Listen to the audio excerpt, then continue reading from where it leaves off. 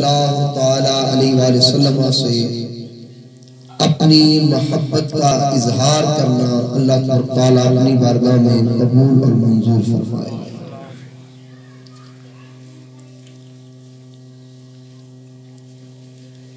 محفل میلاد مصطفیٰ صلی اللہ تعالیٰ علیہ وآلہ وسلم کے اندر آپ سنتے آتے ہیں کہ حضور نبی اکرم صلی اللہ تعالیٰ علیہ وآلہ وسلم کی عظمت و شان،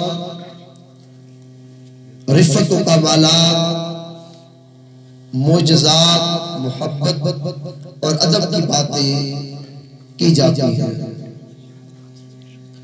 نبی علیہ السلام کی عظمت اور شان کے مختلف پہلو ہیں جوانوں۔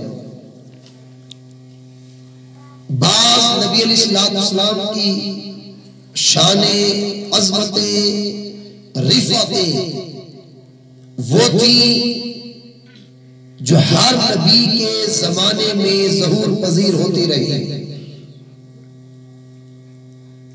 بعض ہمارے نبی علیہ السلام کی عظمتیں اور شان وہ ہے،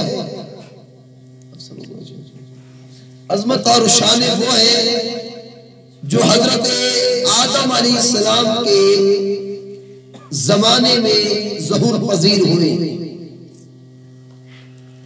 بعد نبی علیہ السلام کی عظمت اور شان وہ ہے جو حضرت نوح علیہ السلام کے زمانے میں ظہور پذیر ہوئے۔ بعض عظمتوں کا تعلق حضرت ابراہیم علیہ السلام کے دور سے ہے۔ بعض نبی علیہ السلام کی شانوں کا تعلق حضرت موسیٰ علیہ السلام کے دور سے ہے۔ بعض نبی علیہ السلام کی عظمتوں کا تعلق حضرت عیسیٰ علیہ السلام کے دور سے ہے۔ اگر میں ان پر ایک ایک حوالہ دیتا چلوں تو ہماری ساری گفتگو یہی ختم ہو جائے گی، لیکن آج میں ایک اور پہلو نبی علیہ السلام کی عظمت، شان اور رفعت کا آپ کو بتانا چاہتا ہوں۔ جیسے حضرت موسیٰ علیہ السلام کے زمانے میں کیا شان تھی نبی علیہ السلام کی۔ امام نبہانی لکھتے ہیں سعادت الدارین کے اندر، جب اللہ تبارک تعالیٰ نے حکم دیا کہ اے موسیٰ علیہ السلام بنی اسرائیل کو لے کر آپ روانہ ہو، فرعون کے ظلم اور ستم سے ان کو بچائے، تو حضرت موسیٰ علیہ السلام نے بنی اسرائیل کی ایک بہت بڑی تعداد کو جمع کیا اور فرعون کے ظلم اور ستم سے ان کو بچانے کے لیے اللہ کا پیغمبر روانہ ہوا۔ بعد میں فرعون کو علم ہوا، مشہور قصہ ہے، واقعہ قرآن مجید کے اندر درج ہے۔ فرعون نے پیچھا کیا اور اللہ نے حکم دیا تھا اے موسیٰ جب تم دریا کے پاس جاؤ تو تم نے دریا کو اپنا عصا، اپنی لاٹھی جو تمہارے ہاتھ میں ہے، تم ایسے مارو گے دریا میں پھاڑ دوں گا اور اس کے اندر راستہ بنا دوں گا۔ اب جب دریا کے کنارے پہنچے، امام نبہانی لکھتے ہیں سعادت الدارین کے اندر، حضرت موسیٰ علیہ السلام نے ایک مرتبہ عصا مارا، دریا نہیں پھٹا، دوسری مرتبہ، تیسری مرتبہ مارا، دریا نہیں پھٹا۔ اب بڑے پریشانی کے عالم میں اللہ رب العزت کی بارگاہ میں عرض گزار ہوئے، یا باری تعالیٰ تیرا تو حکم تھا کہ میں بنی اسرائیل کی فوج لے کر اس دریائے نیل کے کنارے پر پہنچوں اور یہاں پہنچ کر میں اپنا عصا ماروں گا، دریا دو ٹکڑے ہو جائے گا، راستہ بن جائے گا، لیکن میرے پروردگار اب تو راستہ نہیں بن رہا۔ امام نبہانی لکھتی اللہ نے وحی کی اے موسیٰ یہ تو ایک مرتبہ 3 مرتبہ تو نے عصا مارا، جتنی مرتبہ بھی تو عصا مارے دریا تو ٹکڑے نہیں ہوگا جب تک عصا مارنے سے پہلے میرے محبوب محمد مصطفیٰ پر درود نہیں پڑے گا، دریا نہیں پڑے گا۔ سبحان اللہ، سبحان اللہ۔ وہ شان تھی میرے آقا کی جو حضرت موسیٰ کے دور میں ظاہر ہوئی۔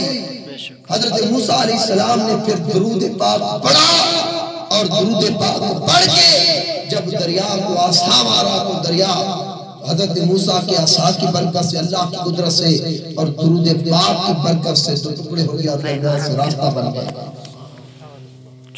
یہ میں نے ایک مثال دیا آپ کو، ایک وہ شان تھی نبی علیہ السلام کی جو حضرت موسیٰ کے دور میں ضرور پذیر ہوئی۔ الغرض نبی علیہ السلام کی ولادت سے پہلے آقا علیہ السلام کی وہ شانیں جو 1,20,000 انبیاء کے زمانے میں ظاہر ہوتی رہی، ایک وہ شانیں ایک تعلق ہے۔ دوسری وہ شانیں جب نبی علیہ السلام کی ولادت ہو گئی، آپ آ گئے اور آپ سے معجزات صادر ہوئے، آپ کی عظمت اور شانیں اللہ نے اہل مکہ کو دکھائی، اہل مدینہ کو دکھائی، اور قرآن کے ذریعے آپ کے فرمان کے ذریعے صحابہ کرام کو آپ کی عظمت اور شانوں سے نوازا۔ ایک وہ پہلو ہے نبی علیہ السلام کی شان اور عظمت کا۔ تیسرا پہلو نبی علیہ السلام کی عظمت اور شان کا وہ ہے جو قبر کے اندھیرے میں میت کو دکھایا جاتا ہے۔ ایک وہ پہلو ہے اور ایک وہ پہلو ہے، یہ تو ایک ٹکڑے ٹکڑے تھے پہلو جو ہے شانوں کے۔ اب جو حضرت آدم کے زمانے میں تھے وہ آج تو نہیں ہے، نہ موسیٰ کے زمانے میں تھے، عیسیٰ علیہ السلام کے دور کی امتی اب نہیں ہے۔ ہر امتی، ہر نبی کی امت کو اور ہر زمانوں کو اللہ نے محبوب کی عظمت اور شان سے آگاہ کیا۔ وہ ایک ایک زمانے کے اندر تھا، لیکن ایک وقت آنے والا ہے، ایک زمانہ آنے والا ہے جب آدم علیہ السلام سے لے کر حضرت عیسیٰ تک سارے انبیاء بھی جمع ہوں گے، اور آدم کی امت سے لے کر قیامت تک ہر انسان، کافر، مشرک، یہودی، عیسائی، بدھ مت، مسلمان، ماننے والے، نہ ماننے والے بھی سارے جمع ہوں گے۔ وہ کیا ہوگا؟ وہ میدان محشر ہوگا۔ جب سارے جمع ہوں گے، ایک عظمت کا وہ پہلو ہے جو اللہ رب العزت میدان محشر میں دکھائے گا، جہاں سارے جمع ہوں گے۔ اللہ یہ دکھانا چاہے گا، اے میرے آدم، تیری زمانے میں جو محبوب کی عظمتیں تھی وہ تو ایک نمونہ تھی، عظمت مصطفیٰ کو آج دکھاؤں گا۔ اے موسیٰ، تیرے زمانے میں جو محبوب کی عظمتیں دکھائیں وہ تو ان کو دکھانا تھا، آج ان کو عظمتوں سے پردے ہٹا کر ہر ایک کو دکھاؤں گا کہ میرے محبوب کو کیا عظمت، کیا شان، کیا رفعت، کیا مقام، کیا مرتبہ دیا ہے۔ سبحان اللہ، سبحان اللہ۔ اس دن ہر ایک کی آنکھوں سے پردے ہٹا کر اللہ رب العزت اپنے محبوب کا مقام اور مرتبہ دکھائے گا۔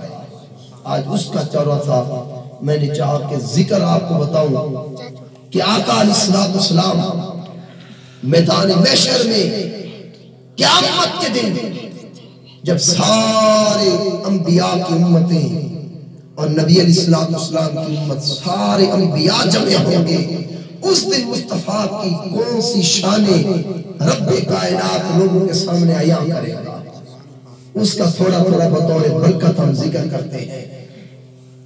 قرآن مجید فرقان حمید میں اللہ رب العزت نے اسی شان کے حوالے سے ارشاد فرمایا، عَسَىٰ أَن يَبْعَثَكَ رَبُّكَ مَقَامًا مَحْمُودًا۔ میرے حبیب، یقیناً آپ کا رب آپ کو ایک ایسا مقام عطا کرے گا جس کا نام ہے محمود۔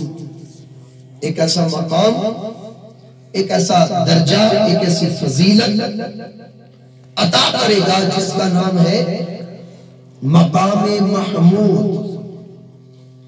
اب اس کی تشریح کرتے ہوئے امام حاکم، بہت بڑے حدیث کے امام ہیں، المستدرک کے اندر لکھتے ہیں۔ اب ہم سننے لگے ہیں کہ قیامت کے دن نبی کی کیا عظمت اور شان ہوگی۔ وہ فرماتے ہیں للانبیاء منابر من ذہب، قیامت کے دن رب کائنات انبیاء کے لیے سونے کے کرسیاں لگوائے گا۔ انبیاء جتنے بھی ہیں ان کے لیے سونے کے منبر اور کرسیاں، صوفے سٹ رکھے جائیں گے انبیاء کے لیے۔ اولیاء کرام وہ نور کے ٹیلے، چھوٹی چھوٹی پہاڑیاں نہیں ہوتی، نور کے ٹیلوں پر اللہ کے ولی ابدال غوث قطب وہ تشریف فرما ہوں گے. عام لوگ جو ہوں گے میدان محشر کی ننگی زمین پر بیٹھے ہوں گے. یہ 3 درجے ہوں گے. عام لوگ میدان محشر کی زمین پر بیٹھے ہوں گے. اولیاء کے لیے نور کے ٹیلے ہوں گے. للانبیاء منابر من ذہب، اور انبیاء کرام کے لیے کرسیاں اور منبر وہ بھی سونے کے ہوں گے ان کی شان کے مطابق. جب میدان محشر سج جائے گا انبیاء کرام کو اللہ حکم دے گا ہر نبی اپنی اپنی کرسی اور منبر پر بیٹھ جائے. انبیاء کرام بیٹھ جائیں گے. سوالات انبیاء کرام. اولیاء کرام کو حکم دیا جائے گا تم بھی بیٹھ جاؤ. ساری مخلوقات آدم علیہ السلام سے لے کر قیامت تک جتنے بھی آئیں گے اور جتنے گزر گئے جتنے موجود ہیں ساروں کو اللہ زمین پر بیٹھنے کا حکم دے گا. آقا علیہ السلام نے فرمایا پھر مجھے اس سواری پر دولہا بنا کر بٹھایا جائے گا جس سواری پر میں شب اسراء معراج پر گیا تھا. سبحان اللہ. اس پر مجھے سوار کروایا جائے گا. آقا علیہ السلام نے فرمایا 70,000 فرشتے میرے ارد گرد ہوں گے میرے استقبال کے لیے. سبحان اللہ. اس عظمت کے ساتھ اس شان کے ساتھ آقا علیہ السلام کو میدان محشر میں لائے جایا جائے گا. 70,000 فرشتوں کا جلوس آقا علیہ السلام کے ساتھ ہوگا. آپ اپنی سواری براق پر سوار ہوں گے. اب جب آقا علیہ السلام اس میدان محشر کے اندر انٹر کریں گے داخل ہوں گے. اب سب جب دیکھیں گے انبیاء بڑی توجہ والی شان بتا رہا ہوں. آقا علیہ السلام ابھی آ رہے ہیں اس میدان کے اندر. منظر دیکھیں آنکھوں کے سامنے لائے. آ رہے ہیں سارے انبیاء منبروں پر، اولیاء نور کے ٹیلوں پر، عام انسان ننگی زمین پر. اب انبیاء کرام ایک دوسرے کی طرف دیکھیں گے ایسے کہیں گے محمد مصطفیٰ آ رہے ہیں کرسی کوئی خالی نہیں ہے. امام الانبیاء آ رہے ہیں شب اسراء مسجد اقصی کے اندر اور مسجد بیت المقدس کے اندر جس محمد مصطفیٰ نے ہمیں امامت کروا کر امام الانبیاء کا لقب پایا تھا جو سید المرسلین ہے وہ کائنات کے دولہا تاجدار کائنات محمد مصطفیٰ آ رہے ہیں. انبیاء کہیں گے ان کے لیے تو کوئی کرسی خالی نہیں ہے. قربان جائیں جب انبیاء کی بے چینی ہوگی اور اس بے چینی کے عالم میں آقا داخل ہو جائیں گے. آقا علیہ السلام جب آئیں گے سارے انبیاء بے چین ہوں گے کہ مصطفیٰ کہاں بیٹھے گا. کرسیاں تو فل ہو گئی ہیں کوئی کرسی خالی نہیں. اچانک عرش الہی سے آواز آئے گی. میرے دوستوں مقام مصطفیٰ کو سمجھنے کی ضرورت ہے. آج نوجوان عظمت مصطفیٰ سے اندھے ہو چکے ہیں، تعظیم مصطفیٰ سے دور ہو چکے ہیں، ادب رسول سے دور ہو چکے ہیں. شان تو وہ ہوگی جو میدان محشر میں ہمیں دکھائی جائے گی. جب میرے آقا میدان محشر میں انٹر ہوں گے عرش الہی سے رب کائنات آواز دے گا اے میرے حبیب تیری سواری کسی منبر کے پاس نہ رکے، کسی نور کے ٹیلے کے پاس نہ رکے. میرے حبیب تیری سواری کہیں نہ رکے. اے میرے حبیب تیری سواری سیدھا میرے عرش پر چلی آئے. سبحان اللہ. میرے عرش پر چلی آئے. اے میرے حبیب آج ان دنیا والوں کو جو دنیا کے اندر تیرے عشق سے دور تھے، تیرے ادب سے دور تھے، تیری تعظیم سے دور تھے، تیری سنت سے دور تھے اور تیرے ادب سے دور تھے، تیرے دین سے دور تھے، آج ان کو میں تیری عظمت، تیری شان، تیرا مقام، تیری رفعت دکھانا چاہتا ہوں. آج میرا سکہ چلے گا. آج میں بادشاہ ہوں، کسی کو بولنے کی جرات نہیں. وہ دنیا تھی تیری خاطر میں ان کے عیبوں پر پردہ ڈالتا تھا، تیرے بارے میں باتیں کرتے تھے پھر بھی پردہ ڈالتا تھا۔ آج محبوب کسی کو معافی نہیں، آج تیری شان عیاں کروں گا، تیرے مرتبے کو ظاہر کروں گا۔ اے میرے حبیب آج سارے میدان محشر کی زمین پر ہوں گے، ایک تو اور میں عرش پر بیٹھیں گے، سبحان اللہ، ایک تو اور میں عرش پر بیٹھیں گے۔ یہ علماء کرام نے لکھا نبی علیہ السلام کا مقام محمود ہے۔ پھر قربان جائیں، آقا علیہ السلام امام حاکم المستدرک کے اندر لکھتے ہیں، یہ کی حدیث چل رہی ہے، اب جب آقا علیہ السلام اللہ کے عرش کے پاس جائیں گے اور دائیں جانب کرسی لگائی جائے گی، اور اللہ کا تو دونوں دائیں جانب ہے، یہ ہمیں سمجھانے کے لیے دائیں جانب عرش الہی کی کرسی رکھی جائے گی۔ اللہ کہے گا میرے حبیب بیٹھ، سبحان اللہ، میرے حبیب بیٹھ، آج مجھ رب کے پاس بیٹھ، دنیا والے تیرے مقام کو دیکھیں، تیری عزت کو دیکھیں کہ مجھ رب کو تجھ سے کتنا پیار ہے۔ سبحان اللہ۔ تو آقا علیہ السلام فرماتے ہیں وَيَبْقَى مِنْبَرِي لَا أَجْلِسُ عَلَيْهِ وَلَا أَقْعُدُ عَلَيْهِ۔ آقا نے فرمایا اللہ حکم دے گا بیٹھ، میں نہیں بیٹھوں گا، کھڑا رہوں گا۔ پوچھا گیا یا رسول اللہ کیوں نہیں بیٹھیں گے؟ صحابہ نے سوال کر دیا یا رسول اللہ حکم دے دے گا بیٹھ جا میرے حبیب، آپ کیوں نہیں بیٹھیں گے؟ آقا نے کہا امت کی وجہ سے۔ قربان جائیں، محبوب عرش الہی کے پاس بیٹھ کر بھی گناہگاروں آپ کو نہیں بھولے گا۔ آج اسی نبی کو تم نے بھولا دیا، آقا کرسی پر نہیں بیٹھیں گے۔ آقا علیہ السلام نے عرض کی اس خوف کی وجہ سے کہ اللہ مجھے جنت میں بھیج دے، کہیں میرا امتی دوزخ میں نہ رہ جائے، امت کی خاطر میں کھڑا رہوں گا۔ امام حاکم کہتے ہیں پھر قیامت کے دن دو قانون ہوں گے، کتنے؟ دو قانون، وَمِنْهُمْ مَنْ يَدْخُلَ الْجَنَّةَ بِرَحْمَتِهِ۔ پہلا قانون اللہ کی رحمت کا ہوگا، کچھ وہ ہوں گے جو اللہ کی رحمت سے جنت میں جاتے جائیں گے، یعنی نمازی ہوں گے، پرہیزگار ہوں گے، نیک ہوں گے۔ اور نماز کے ساتھ اگر اللہ کی رحمت نہ ہو بندہ کیسے جنت میں جا سکتا ہے؟ کچھ وہ ہوں گے جو اپنے عمل اور اللہ کی رحمت کی وجہ سے جنت میں جاتے جائیں گے۔ ایک قانون یہ ہوگا، آقا نے فرمایا وَمِنْهُمْ مَنْ يَدْخُلُ الْجَنَّةَ بِشَفَاعَتِهِ، کچھ میری سفارش سے جنت میں جاتے جائیں گے۔ قیامت کے دن دو قانون ہوں گے، ادھر خدا کی رحمت کا قانون ہوگا، ادھر مصطفیٰ کی بخشش کا قانون ہوگا۔ سبحان اللہ۔ اللہ کی رحمت کا قانون کن کے لیے ہوگا؟ جو نمازی ہوں گے، جو پرہیزگار ہوں گے، جن کے عمل جنت میں جانے کے قابل ہوں گے، وہ اللہ کی رحمت کے صدقے جنت میں جائیں گے۔ اور جو گناہگار ہوں گے، ٹوٹی پوٹے نماز پڑھتے ہوں گے لیکن ہوں گے امتی مصطفیٰ کے، وہ میرے آقا کی سفارش سے جنت میں جاتے جائیں گے۔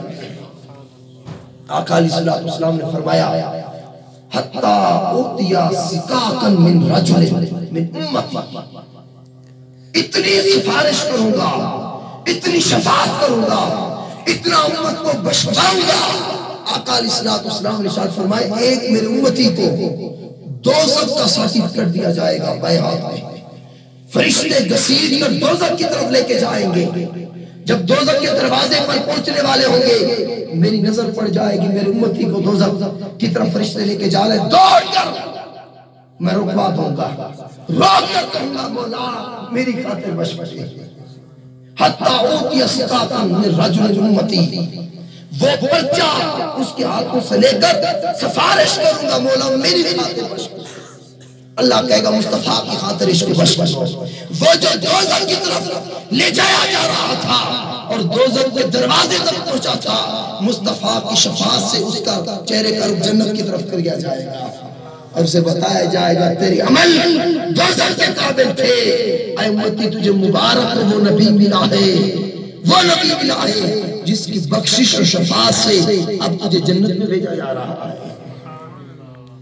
یہ آقا علیہ السلام کی عظمت اور شان ہوگی اور مقام اور رفعت ہوگا۔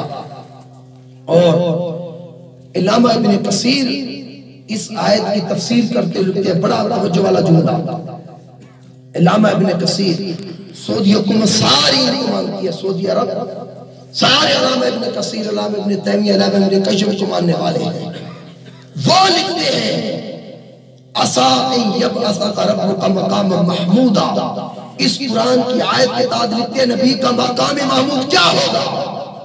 علامہ ابن کثیر لکھتے ہیں نبی علیہ السلام کا مقام محمود یہ ہوگا کل قیامت کے دن اللہ بھی مصطفیٰ کی ثنا تعریف اور نعت پڑھے گا، اور میدان محشر میں سارے لوگ بھی مصطفیٰ کی تعریف کریں گے۔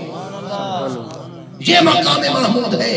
قربان جائے مولا، میدان محشر میں تو اعمال کو تولے جانے کا دن ہے، حساب و کتاب کا دن ہے، اور اپنی مزدوری کمانے کا دن ہے، پل صراط سے گزر جانے کا دن ہے۔ آج تو ہر ایک سے مصطفیٰ کی نعتیں پڑھوا رہا ہے۔ اللہ بتائے گا کہ ان دنیا والوں کو بتانا چاہتا ہوں کہ مصطفیٰ کی عظمت اور شان مجھ رب کے ہاں کیا ہے۔ سبحان اللہ۔ یہ علامہ ابن کثیر، علامہ ابن تیمیہ کے شاگرد اہل علم ان کو جانتے ہیں کہ ان کا کتنا مقام ہے۔ دیگر علماء مسالک کے ہاں وہ اتنے بڑی پتے کی بات لکھ گئے کہ کل قیامت کے دن رب بھی مصطفیٰ کی تعریف کرے گا، میدان محشر میں سارے مصطفیٰ کی تعریف کریں گے۔ یہ نبی کا مقام محمود ہے۔ اور نبی علیہ السلام نے پھر خود بھی اپنی شان بیان فرمائی، فرمایا آقا علیہ السلام نے انا قائد مزا وفد، قربان جائیں۔ پھر آقا نے خود اپنی عظمت بیان کی، میرے امتیوں تمہارے نبی کی قیامت کے دن کیا شان ہوگی، محشر میں کیا شان ہوگی۔ آقا علیہ السلام نے فرمایا انا قائد مزا وفد، انا قائد مزا وفد۔ لوگ جب وفد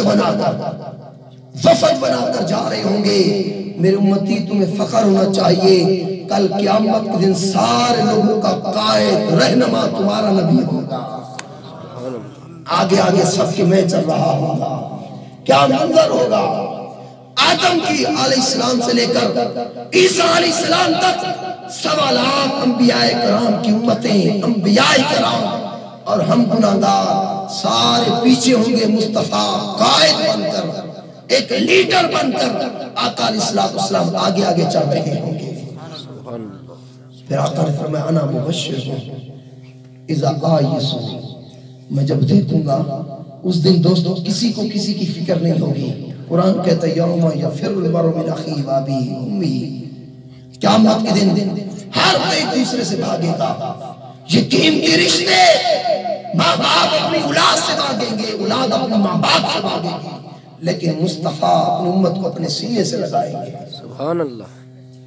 آقا علیہ السلام فرمانا مبشر ہوں اذا آئیسو، میں دیکھوں گا جس کو پریشان دیکھوں گا اس کو سفارش دے کر میں ہوں نا خوش ہو جا۔ انا مبشر ہوں اذا آئیسو، جس کو مایوس دیکھوں گا اس کے چہرے پر مسکراہٹ میں لاؤں گا۔ سبحان اللہ۔ میں کہوں گا فکر نہ کر، میں ہوں نا، میرے ہوتے ہوئے تیرے چہرے پر کیوں اتنی مایوسی ہے، بے فکر ہو جانا، مبشر ہوں، اسے خوشخبری جنت کی میں دوں گا۔ پھر آقا نے فرمایا مشفعہم اذا حبسوا، جب حساب لیا جا رہا ہوگا اور ہر کوئی کانپ رہا ہوگا کہ مولا عدل کرے تے تھر تھر کمبن، اچیا شانہ والے فضل کرے تے بخشے دنیا میں جے نکمے، فضل اللہ کرے پھر بخشے جائیں گے، عدل کرے تو بڑے بڑے فیصلے آئیں گے۔ وہ جو حساب کتاب ہو رہا ہوگا، آقا انا مشفعہم، اس دن حساب و کتاب میں جا کر اپنے گناہگار امتیوں کی شفاعت اور سفارش کروں گا، شفاعت اور سفارش کروں گا۔ پھر آقا نے فرمایا الکرامات والمفاتیح یومئذ بیدیہ، آقا نے فرمایا اس دن بزرگی کی چابیاں، عزت کی چابیاں، مرتبے اور شان کی چابیاں تمہارے نبی محمد مصطفیٰ کے ہاتھوں میں ہوں گی، میرے ہاتھوں میں ہوں گی۔ اور آقا علیہ السلام نے فرمایا، اب اگلی حدیث بات کو بڑی پیاری آ رہی ہے، آقا نے فرمایا سفارش ہو جائے گی، دوست کی دوزخ میں، جنتی جنت میں. اب حساب و کتاب ختم ہو جائے گا، اب میں جنت کی طرف جاؤں گا. جب سارا کام ختم ہو جائے گا اب میں جنت کا رخ کروں گا، جنت کی طرف جاؤں گا تو دیکھوں گا سارے جنتی جنت کے دروازے پر کھڑے ہیں، کوئی ایک بھی اندر نہیں کیا. میں کہوں گا کیوں نہیں داخل ہو رہے؟ میری سفارش سے، اللہ کی رحمت سے تمہیں جنت جانے کا حکم ہو گیا ہے، کیوں نہیں جاتے؟ تو ہر جنتی عرض کرے گا یا رسول اللہ جس دروازے سے جاتے اندر سے لاک لگا ہوا ہے، جنت کے سارے دروازے ہمارے لیے بند ہیں، کیسے جائیں اندر؟ جنت کے دروازے بند ہیں، سارے جنت کے دروازوں پر کھڑے ہوں گے. آقا نے فرمایا انا اول من یحرک حلق الجنہ، سب سے پہلے اپنے ان ہاتھوں سے جنت کی کنڈی میں کھٹکھٹاؤں گا. ایسے کنڈی کھٹکھٹاؤں گا، سب سے پہلے جنت کی دروازے کی کنڈی میں کھٹکھٹاؤں گا. اندر سے فرشتہ بولے گا کون؟ میں کہوں گا انا محمد صلی اللہ علیہ وسلم، میں محمد ہوں. فرشتہ کہے گا اللہ نے مجھے حکم دیا تھا جب تک جنت کا افتتاح میرا حبیب اپنے ہاتھوں سے نہ کرے کسی اور کو جنت میں داخلہ ہی منع ہے. سبحان اللہ.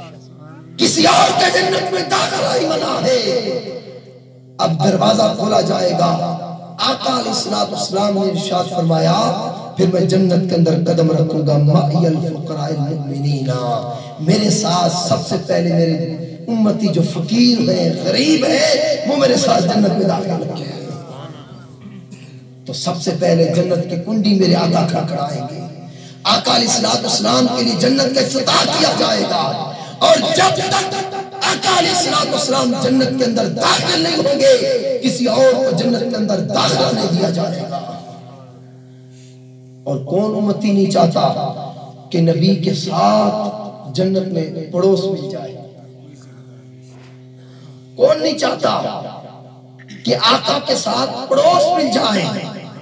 آقا نے وہ بھی بتا دیا. آقا نے فرمایا من احبنی، میرے امتیوں جو پہلے نمبر پر مجھ سے محبت کرے، وَأَحَبَّ الْحَسَنَ وَالْحُسَيْنَ، دوسرے نمبر پر میرے اس بیٹے حسین سے محبت کرے، اور تیسرے نمبر پر میرے اس بیٹے حسن سے محبت کرے، چوتھے نمبر پر ان کی والدہ فاطمہ الزہرا سے محبت کرے، اور پانچویں نمبر پر ان کے والد حضرت علی مرتضیٰ شیر خدا سے محبت کرے.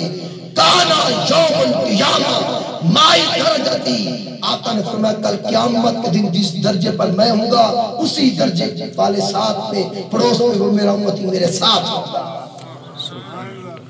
تو آقا سے محبت کرو، آقا کے گھرانے سے پیار کرو، آقا کے اہل بیت سے پیار کرو، آقا کے دین سے پیار کرو. دوستو کہنے کو باتیں بہت ہوتی ہیں لیکن مقصود آپ کو آقا کی ایک عظمت اور شان اور رفعت اور مقام بتانا ہوتا ہے. آخر حدیث پاک اس کے بعد 1-2 منٹ کا پیغام دے کر آپ سے اجازت چاہوں گا کہ آقا علیہ السلام کے صحابہ کرام کس درجے تک محبت کرتے تھے. بہت سے لوگوں کے لیے نئی حدیث پاک ہوگی، چھوٹی حدیث ہے یہ یاد کر لیں کس درجے کیوں آقا کے ساتھ ان کو پیار تھا.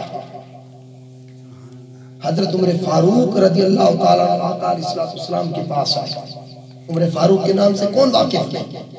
دوسرے خلیفہ امیر المومنین حضرت عمر فاروق رضی اللہ تعالیٰ عنہ. عرض کی یا رسول اللہ صلی اللہ علیہ وسلم ایک بات آپ سے کرنی ہے. میرا آقا نے فرمایا عمر بولو. عرض کی یا رسول اللہ صلی اللہ علیہ وسلم آج بہت خوش ہوں میں، آج میری خوشی کی انتہا نہیں. میرے آقا نے فرمایا اس کا ریزن، اس کا سبب، اس کا کیا ہے وضاحت کرو. عرض کی یا رسول اللہ صلی اللہ علیہ وسلم اتنا خوش میں، بڑی توجہ والا چھوٹی حدیث یاد کرنا، اتنا میں خوش نہ ہوتا اگر میرا باپ خطاب ایمان لے آتا. ان کے والد ایمان نہیں لائے تھے، ایک اپنا قلبی محبت بیان کی. اگر میرا والد ایمان لے آتا خطاب، اتنا میں خوش نہ ہوتا جتنا آج خوش ہوں یا رسول اللہ. اپنے باپ کے ایمان لانے پر خوش نہ ہوتا میرے آقا نے فرمایا کون سی خوشی ہے؟ عرض کی یا رسول اللہ اتنا میں اپنے باپ خطاب کے ایمان لانے پر خوش نہ ہوتا جتنا آپ کے چچا حضرت عباس کے ایمان لانے پر خوش ہوا ہو۔ آپ کا چچا عباس ایمان لے آیا ہے۔ آقا علیہ السلام فرمایا سبب کیا ہے؟ عرض کی یا رسول اللہ میرا والد خطاب ایمان لے آتا میرا سینہ ٹھنڈا ہوتا، آپ کا چچا ایمان لایا ہے آپ کا سینہ ٹھنڈا ہوا، میں اس لیے خوش ہوں یا رسول اللہ آپ کا سینہ ٹھنڈا ہو گیا۔ ہم تو اس لیے خوش ہوتے ہیں یا رسول اللہ، ہم تو وہ ہر وہ خوشی ہر وہ مسرت اور ہر وہ عمل تلاش کرتے ہیں جس سے آپ کے سینے کو ٹھنڈ اور جس سے آپ کے سینے کو سکون ملے یا رسول اللہ۔ میں اس لیے خوش ہوں یا رسول اللہ آپ کا چچا ایمان لے آیا ہے، مجھے یقین ہے آپ کے سینے کو ٹھنڈ پہنچی ہے، میں اس لیے زیادہ خوش ہوں۔ تو دوستو محفل میلاد، ذکر رسول، نماز، آقا کی سنت، آقا کی سیرت اور نبی صلی اللہ علیہ وسلم کے بتائے ہوئے طریقے پر چلنا اس لیے ہے تاکہ ہمارا نبی خوش ہو جائے۔ یہ دنیا فانی ہے، جا کے قبرستان میں دیکھو کتنے جوان پڑے ہیں، آج ان کی قبر پر کوئی فاتحہ دینے والا نہیں، آج کوئی دوست ان کی قبر پر جا کر فاتحہ نہیں دیتا، ان کو دعاؤں میں یاد نہیں کرتا۔ آج ان کے ساتھ یہ ہوا ہے، کل ہمارے ساتھ یہ ہونے والا ہے۔ موت مرحت ہے، ابھی نہیں ہے، بڑھاپے میں آئے گے، 40 سال کے بعد، 20 سال کے بعد، 10 سال کے بعد، بلاخر تو موت ہے۔ زندگی کا اختتام موت ہے، موت ہے، موت ہے۔ گناہ کرتے وقت یہ تصور کیا کرو، یہ نہ کیا کرو لوگ کہیں نہ دیکھ لیں، جس رب نے حساب لینا ہے وہ تو دیکھ رہا ہے، لوگوں نے حساب نہیں لینا، لوگ تو قیامت کے دن دور بھاگیں گے، نفسا نفسی کا عالم ہوگا، حساب تو مولا لے گا، رب کائنات حساب لے گا۔ لہذا ڈرو اس حساب سے، ڈرو بری موت سے، اللہ سے اچھی موت مانگو، خاتمہ بالایمان مانگو، اپنی مسجدوں کو آباد کرو، مسجدوں کو آباد کرو، اپنی جبین کو سجدوں کی لذت دو۔ جوانوں یہ جوانی ہے، جوانی کی جوش کے اندر، اس جوانی کی طاقت اور جوانی کی گرم جوش والے خون کے اندر آپ جب ہر شے کر سکتے ہیں، بہتر نہیں اس جوانی کو اللہ رسول کی عبادت میں گزار دیں، اللہ رسول کی بندگی میں گزار دیں، پھر دیکھیں آپ کی جوانی میں اللہ کیسے برکات ڈالتا ہے۔ دن میں ویسے گزرنا ہے، رات میں گزرنا ہے، رات آ رہی ہے، صبح آ رہی ہے، دن گزر رہا ہے، جوانی گزر رہی ہے، دن رات گزر رہے ہیں، بہتر نہیں یہ دن رات اللہ کی عبادت میں گزرے۔ سچی توبہ کریں، آج بھی توبہ کا دروازہ کھلا ہے، قبل اس سے کہ توبہ کا دروازہ بند ہو جائے۔ جب موت سامنے ہو اور موت کی سختی کو دیکھ کر پھر ہم توبہ کریں اور موت آنے لگے دوستو، پھر اتنا سکرات کا عالم ہو کہ کلمہ بھی باز اللہ نصیب نہ ہو گناہوں کی وجہ سے، ڈرو اس لمحے سے اور ایسا میلاد سن کر جاؤ کہ جا کر ماں باپ کی خدمت میں بیٹھ جاؤ۔ یہ میلاد کا اثر ہونا چاہیے کہ ماں باپ کے قدم چومو، وہ جنت ہے آپ کی، بڑے بھائی کا قدم کرو، باپ کا درجہ ہے اس کو، گھر کے اندر ایک پیار والا ماحول پیدا کرو، ایسا ماحول پیدا کرو کہ آپ کے بغیر گھر ویران نظر آئے، ایسا نہ ہو کہ آپ بیٹھ جائیں گھر والے خوش ہو جائیں کہ نکل گیا ہے، ایسے سخت نہ بنے، ایسے گالی گلوچ دینے والے نہ بنے، ایسے لڑائی جھگڑے کرنے والے نہ بنے، اپنے آپ کو نبی رحمت کی طرح سراپا رحمت بنا دو، جو اپنوں کے لیے بھی رحمت تھے، غیروں کے لیے بھی رحمت تھے۔ تو اللہ رب العزت کی بارگاہ میں دعا ہے کہ رب کائنات یہ ٹوٹے پھوٹے الفاظ اپنی اور اپنے محبوب کی بارگاہ میں قبول اور منظور فرمائے، اور ہمارے دوستوں کا اس محفل کو سجانا اپنی بارگاہ میں قبول فرمائے، آپ دوستوں کا آنا بیٹھنا اللہ رب العزت اپنی بارگاہ میں قبول اور منظور فرمائے۔ فما علینا الا البلاغ۔